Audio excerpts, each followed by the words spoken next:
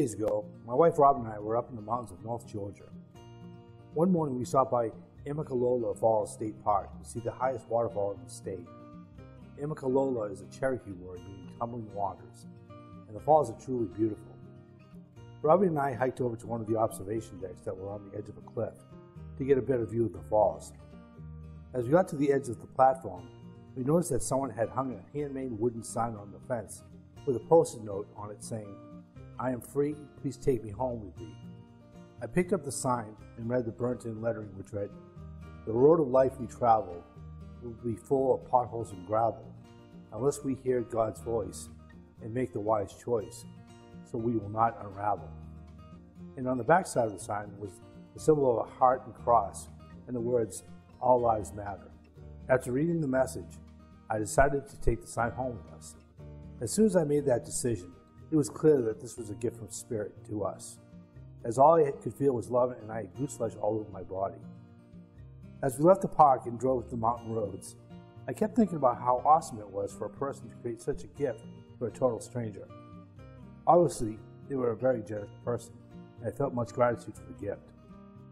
Later that same day, we stopped at a restaurant that had outside seating and overlooked a mountain lake. The tables were pretty close together, and I overheard a lady from the table next to us say to another guest, "You look pretty darn good for being 102 years old." I looked at the lady who was 102 years old, and honestly, she looked like she might have been in her early 80s. One of the ladies asked for their bill, and I immediately had the thought that today might be the 102-year-old's birthday. I immediately jumped up from the table and made a beeline into the restaurant to catch up with the server and pay for the three ladies' meals. I told the server that I did not want them to know who paid for their lunch, and I told her that one of the ladies was 102 years old. The server was amazed that she could not believe that the lady was 102 years old, or that a complete stranger was buying them lunch.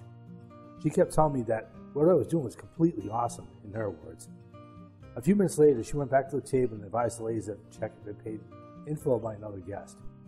I cannot tell you how amazing it felt to be sitting there listening to the 102-year-old's daughter explain to her mother that a stranger had heard that she was 102 and wanted to buy her lunch. She was completely blown away by the gesture, and I honestly had to hold back tears of joy, as it made me feel completely amazing beyond words. When you pay it forward, you have no idea of the possible impact you can make on the world. If you want to experience abundance in your life, paying it forward is a sure way to get there.